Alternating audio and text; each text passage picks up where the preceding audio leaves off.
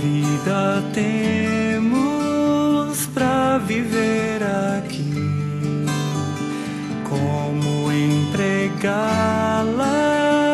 em quem investir? Não importa a raça, classe ou condição, não há outra chance de viver a vida então.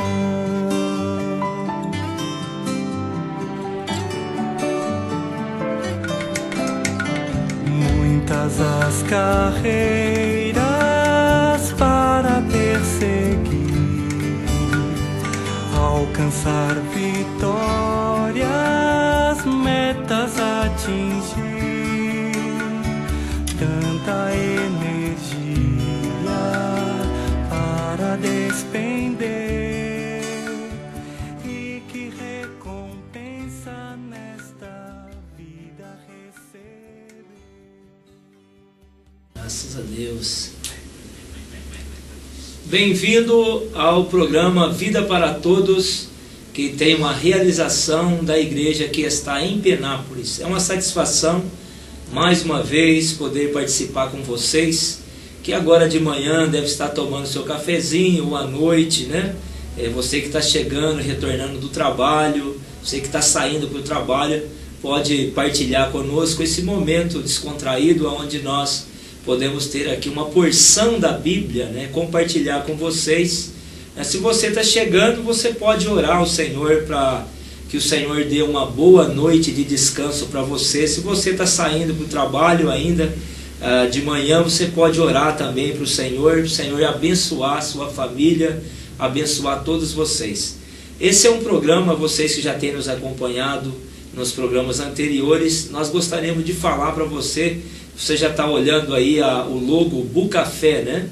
É essa marca, esse logo, e nós queremos falar a você. Se você nunca ouviu, nós queremos explicar um pouquinho, o Rafael está aqui conosco, aqui, participando. É uma satisfação, antes de nós falarmos um pouco sobre o Bucafé, Rafael, satisfação estar com você aqui, do nosso lado, para nós podermos partilhar esse tema sobre Venha o Seu Reino. Você quer falar um pouco, Rafael, sobre esse projeto Bucafé para nós? Graças ao Senhor, estamos aqui para comunicar a palavra de Deus para as pessoas. E o projeto Bucafé, Antônio, é um projeto maravilhoso relativo à questão da soberania de Deus nessa terra. Nós hoje estamos aqui para falar não só do Bucafé, como também das ramificações do Bucafé, também com respeito à palavra de Deus e principalmente o Venha o Teu Reino. Venha o Teu Reino, Antônio, é algo que nós vamos tocar nesse assunto durante um longo tempo. Como eu disse aqui antes para vocês, eu não sei quando vai acabar. Eu sei que nós já começamos. O meio dele ainda, nós não podemos nem dizer que chegamos, né? Porque há necessidade da gente examinar de uma maneira a palavra do Senhor, extraindo a vida e tudo aquilo que compete a nós a desfrutarmos do Senhor Jesus. Graças a Deus, Antônio, o projeto Bucafé hoje em Penápolis é um dos projetos que nós estamos visando. Nós temos uma grande alegria, uma satisfação imensa poder falar que o Bucafé em Penápolis logo estará já funcionando. Estamos estabelecendo um lugar aí para que o Senhor possa ter caminho, não só no Bucafé, mas em todos os lugares que as pessoas estiverem, poder ganhar essa prática de ler a palavra do Senhor, poder desfrutar a palavra do Senhor ricamente e invocar o nome do Senhor. Essa questão Bucafé, Rafael, para as pessoas que estão nos vendo pela primeira vez, participando conosco, o significado o Bucafé, o Buc e a fé, que é uma junção, como que surgiu esse nome, como que foi a origem desse nome? Eu acompanhei, né, em uma conferência em Sumaré, a questão do desenho Bucafé. Alguns irmãos também tiveram a oportunidade de acompanhar. Então os irmãos ficaram ali ruminando em cima de uma tela grande e escreveram Bucafé e fazia círculo e fazia isso e fazia aquilo, até chegar totalmente a essa palavra que significa livros que levam à fé, livros que conduzem à economia de Deus, né, de uma maneira simples explicando. Então essa junção dessas duas palavras, Buc, a fé, se tornou uma comunhão onde o homem pode desfrutar do Senhor de uma maneira simples, como uma cafeteria, por exemplo.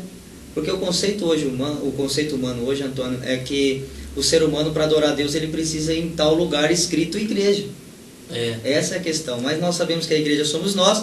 Então, onde nós vamos, a igreja vai. A igreja, ela anda, ela fala, ela prega, e onde nós estamos, ali está o Senhor. Ou seja, a intenção de Deus é que o homem tenha comunhão, Rafael, com Deus em qualquer lugar. E hoje, geralmente, nós, os cristãos, temos o nosso momento de comunhão dentro dos locais de reunião, né? E o Bucafé, ele veio para nos ajudar também a ter comunhão com o Senhor, não só dentro dos locais de reunião, mas é um lugar agradável, onde as famílias podem estar tomando um cafezinho, né? Como nós falamos em um programa, o cafezinho nosso de cada dia, comendo um pãozinho de queijo. Os que não tomam café podem tomar um suco vermelho. Você gosta de suco vermelho, né, Rafael? Eu sei que você gosta de suco vermelho. Você aprendeu a gostar também, né? Você nos encorajou, né? Amém. Tomar um suco vermelho. E nós acostumamos tomar agora um suco vermelho. É muito bom para a saúde.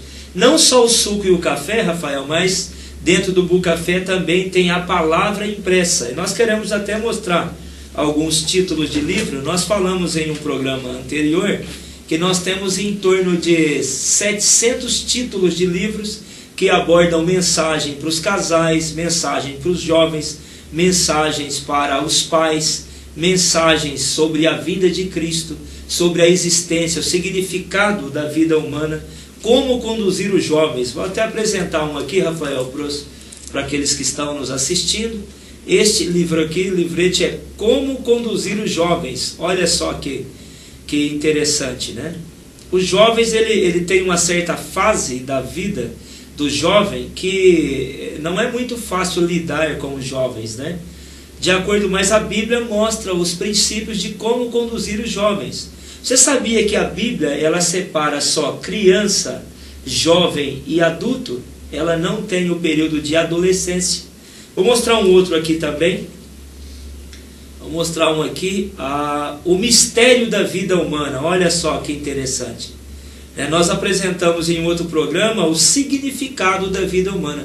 Mas a vida humana também tem os seus mistérios. Olha a mãozinha do bebê. E é misteriosa mesmo, desde a criação, da forma que o homem é concebido, a maneira também que Deus introduziu o espírito no homem. Porque o homem, Rafael, não é só corpo e espírito. O homem não tem só a sua parte exterior, que é o corpo. O homem tem o espírito, tem uma alma e também tem o seu corpo. Ou seja, o homem é tripartido. Então o homem é o ser mais complexo do universo, né? Tem Deus é misterioso, totalmente misterioso, mas o homem também é um mistério, né? É verdade. A palavra diz que, até esses dias eu comentando com uma pessoa, eu falei, se o homem não expressa Deus, qual outro tipo ou qual outra coisa criada por ele que pode expressar? Nenhuma outra criatura. Nada. Então Deus dá uma ênfase tão grande pelo homem, que ele mesmo, como nós compartilhamos nos programas anteriores, que ele mesmo um dia precisou descer, se humilhar, deixou uma outra posição nos céus. Para quê? Para que o homem pudesse ser a sua expressão aqui na terra. Nós falamos sobre Atos lá, que derramou o Espírito sobre os galileus, derramou o Espírito sobre alguns que estavam ali naquela festa, que era uma ordem do Senhor estar em Jerusalém. E para quê? Para que houvesse a multiplicação. O Senhor estava sozinho, os 12 discípulos, os 12 apóstolos, depois os 120 galileus, depois 3.000, mais um acréscimo de 5.000. E hoje como está?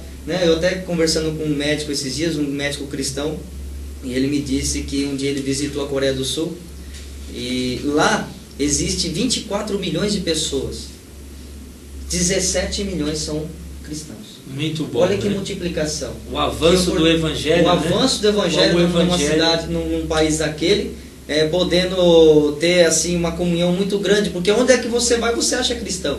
Então, hoje em dia, a necessidade de pregar o Evangelho é muito grande, porque Deus visa o homem. Lembrando, Rafael, que cristão não é só os evangélicos, né? O cristão é todo aquele que crê em Cristo, né? Criou-se um mito que só os evangélicos são cristãos, né? Mas cristão é todo aquele que crê em Cristo. Evangélicos são quem crê no Evangelho. E todo homem que é cristão crê nos Evangelhos. O Evangelho quer dizer a boa nova de salvação, ou a boa notícia de salvação. Então todo homem que crê em Cristo, ele é um cristão. Crente também é todo aquele que crê em Deus. Se você crê em Deus, você é um crente. Você crê no Evangelho, você é um evangélico. Você crê no Evangelho. E se você crê em Cristo, você é um cristão. É aquele que se torna como Cristo. Tem os mesmos ideais e seguem também o mesmo tipo de vida que Cristo deu. Um exemplo para nós, foi o nosso modelo. O homem não conhece a si mesmo, Rafael, é um grande mistério. Nós vamos para o tema de hoje. Como você falou, o mistério da vida humana. O mistério da vida humana. O homem não conhece mesmo. Ele conhece as galáxias existentes, ele estuda de certo modo o sistema solar, né, os seus 9 planetas, ele faz expedições para lugares remotos e não conhece a si mesmo. Por que que o homem está aqui?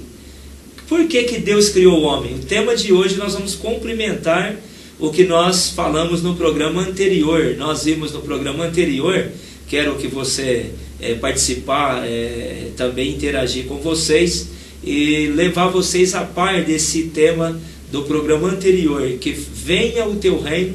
E no programa passado, Rafael, nós falamos do mundo de outrora e deixamos hoje para falar do mundo presente. É verdade, realmente nós vamos entrar no primeiro bloco falando do venha o teu reino.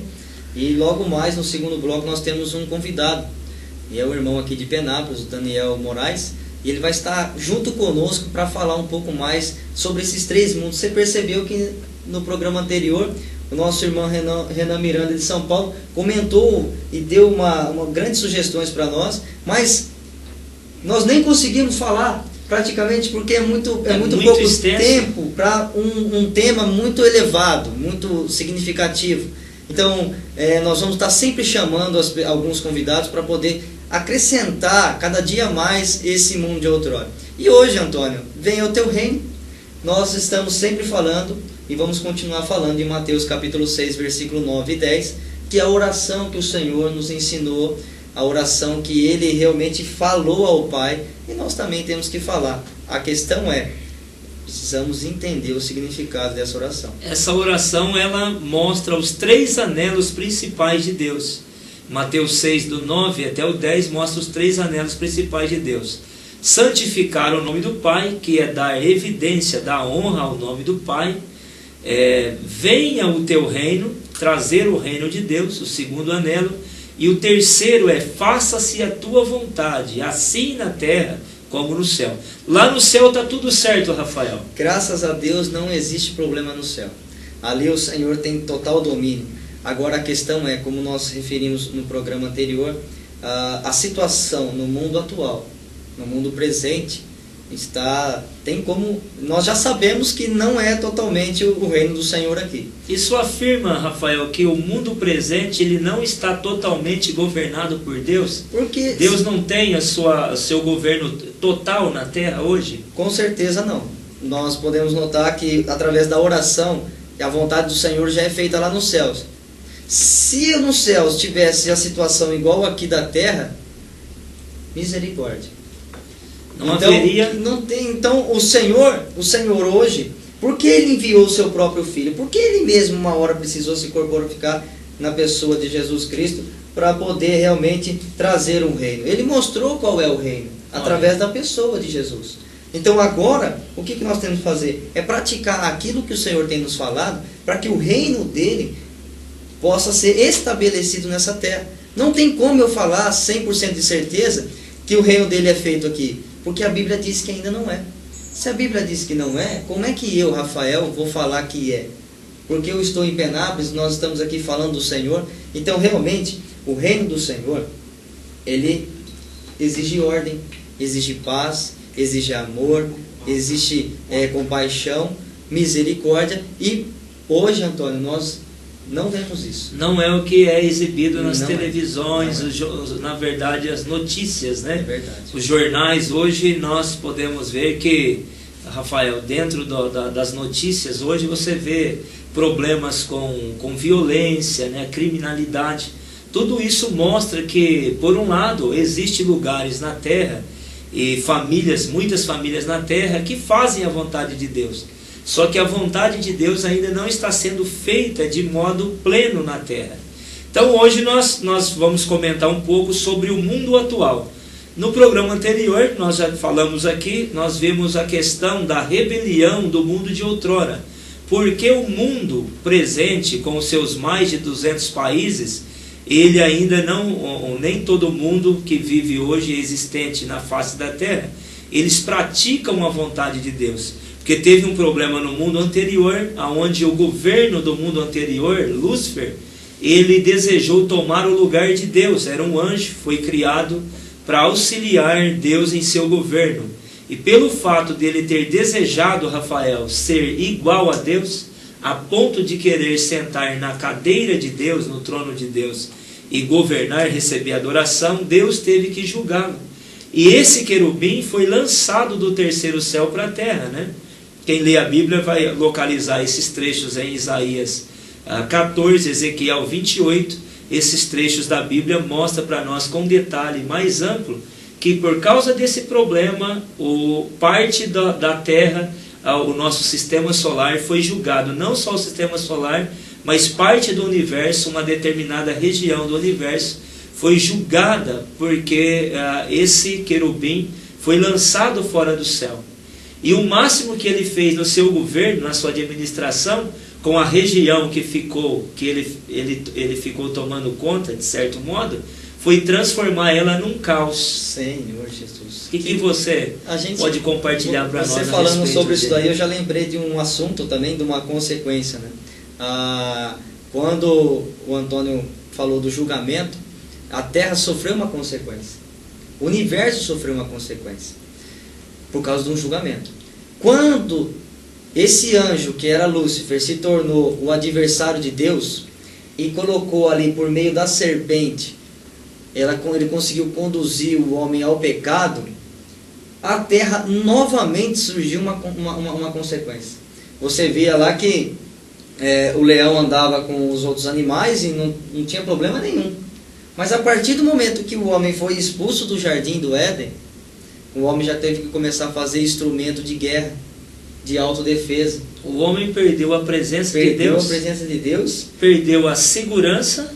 E a alegria. A alegria e a sua proteção. E a sua proteção. A Terra, então, ela sofreu praticamente, o universo sofreu uma consequência devido ao julgamento de Deus para com o arcanjo. E quando ele se tornou o adversário de Deus, entrando aqui de uma maneira sutil, sagaz, usando a serpente para enganar o homem, a Terra novamente sofreu uma consequência. Tudo negativo. Tudo negativo. Isso quer dizer, Rafael, que na primeira criação houve um problema. A primeira criação, o mundo de outrora, ela vai até a recriação da Terra em Gênesis 1, versículo 2. A partir do versículo 2, então, nós temos a recriação da Terra.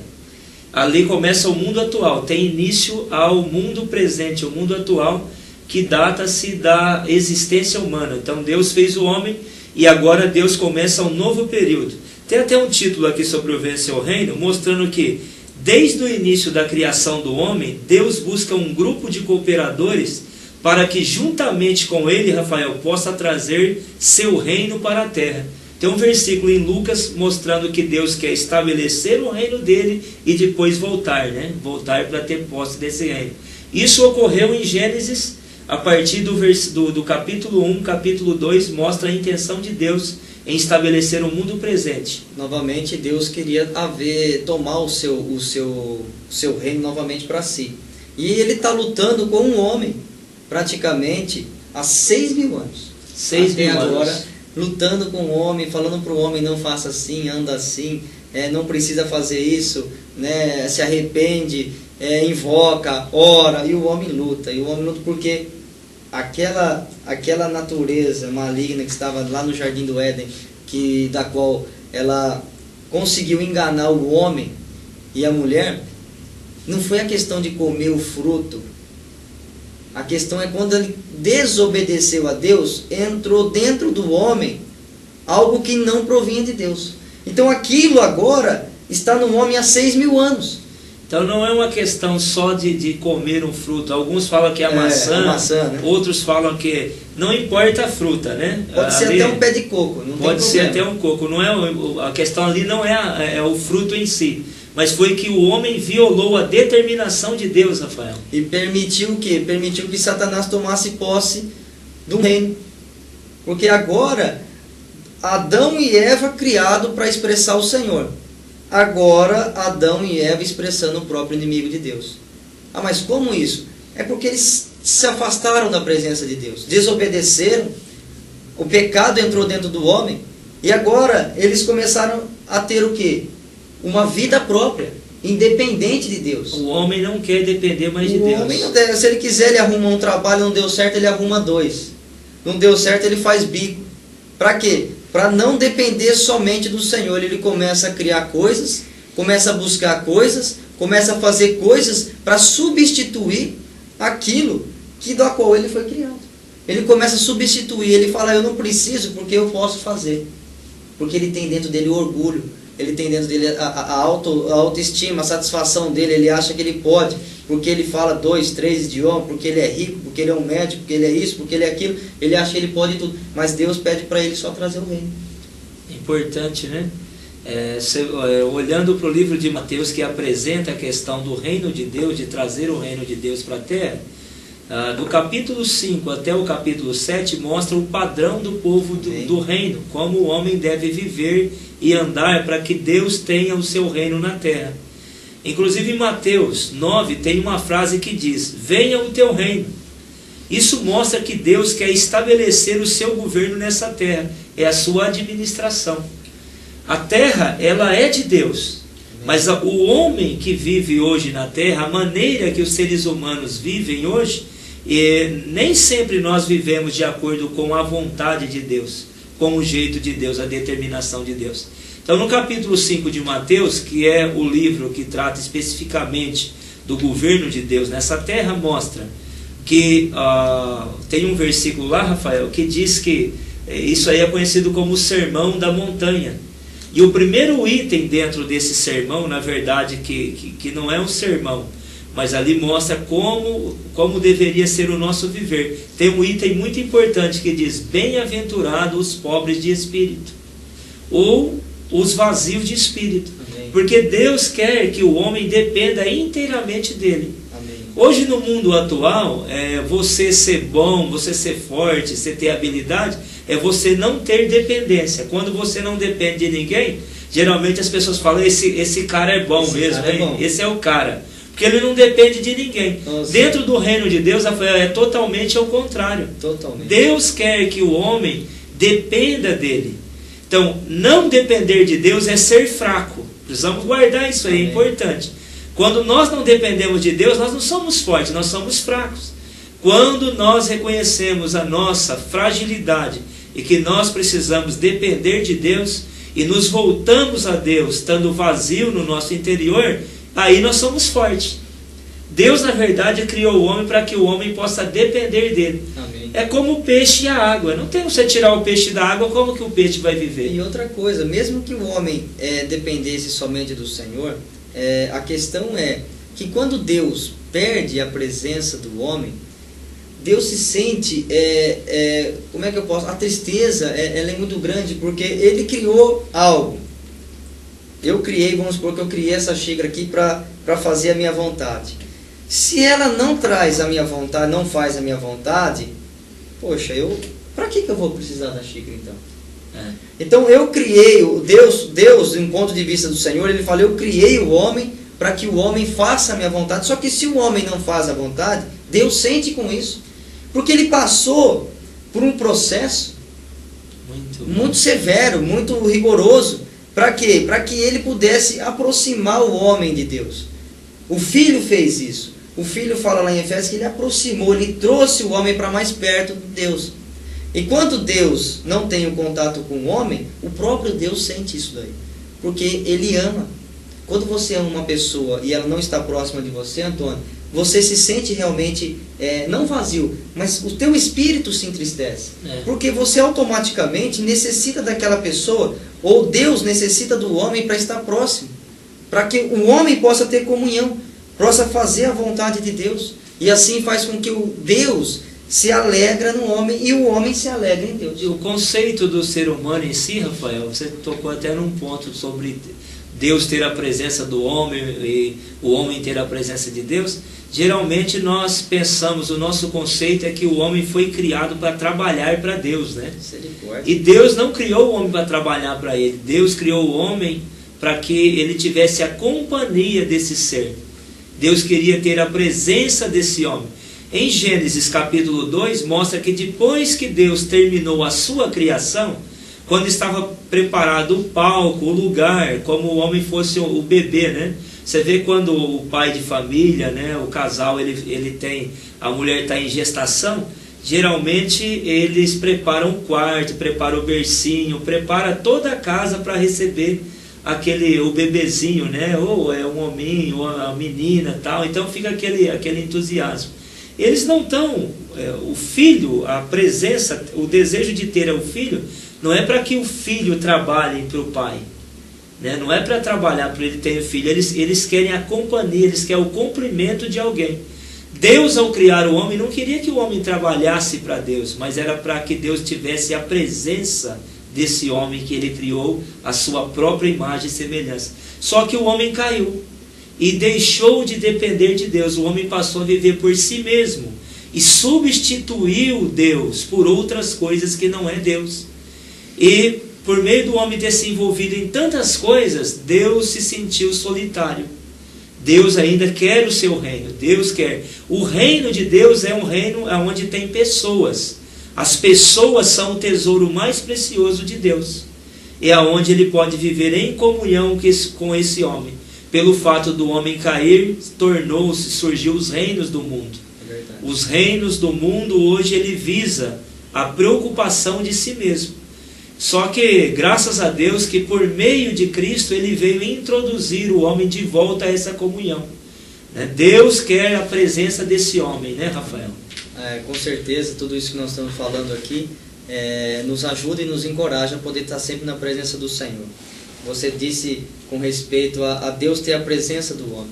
É muito importante nós termos a presença do Senhor. Porque o homem, para você saber se o homem vive ou não na presença de Deus, você basta olhar a vida dele, o seu próprio falar, o seu contato com as outras pessoas. Através disso daí você vai saber se o homem expressa Deus ou não. Então hoje em dia, nós analisando a nossa situação hoje em dia, nós podemos ver que essa terra precisa realmente do Senhor. E não pense você que Obama, Dilma, ou quem quer que seja que vai entrar no governo, vai colocar novamente o governo em ordem. Isso não vai ter jeito, irmão. A tendência é piorar. Vai surgir alguém um dia que vai organizar isso daqui, só que não é vindo da parte do Senhor. Então que o Senhor possa ter misericórdia de nós, nos ajudar a realmente estar em comunhão. Nós já estamos chegando ao final do programa aqui, mas eu quero só colocar, como diz nosso irmão Antônio, né? Eu quero colocar só uma vírgula nessa comunhão, porque nós vamos dar sequência a esse título. Tem o próximo bloco, então eu vou colocar só uma vírgula aqui e nós vamos falar novamente sobre o Venha ao Teu Reino. É muito rico. Nós vamos estar orando por vocês, nós queremos realmente agradecer a oportunidade que vocês têm nos dado. Lembrando do nosso e-mail, pode mandar lá um contato, o e-mail para nós, e nós vamos estar respondendo, falando com vocês, se for possível até fazer uma visita. Que o Senhor possa nos abençoar. O Antônio vai estar orando por nós e que o Senhor seja com o vosso espírito. Amém. Antes de orarmos com vocês, né, já falamos que nós oramos com vocês. Gostaria de fazer o resumo mostrando, Deus quer a sua presença, viu? Isso é importante, nós percebemos que Deus quer a nossa presença. Senhor, louvamos a Ti por essa oportunidade de estarmos juntos mais uma vez. Amém. Podemos falar do Seu desejo eterno, o Seu desejo desde a eternidade passada. Amém. Senhor, somos gratos a Ti. Amém. Abençoa todos aqueles que estão participando conosco, essa emissora, todos aqueles que estão com o seu televisor ligado agora. Senhor, dependemos de Ti, precisamos da Tua presença, nós invocamos o Seu nome e declaramos que Tu és o nosso Senhor, Tu és o nosso Salvador. Jesus é o Senhor. Amém. Deus possa abençoar toda a sua família em nome do Senhor Jesus. Amém. Louvado seja o Senhor.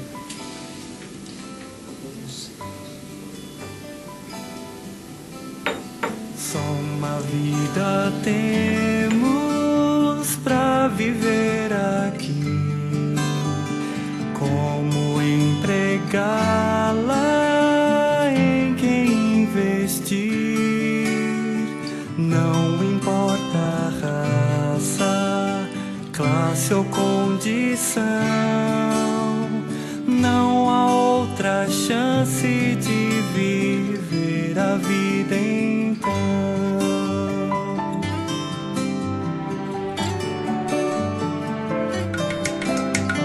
Muitas as carreiras para perseguir,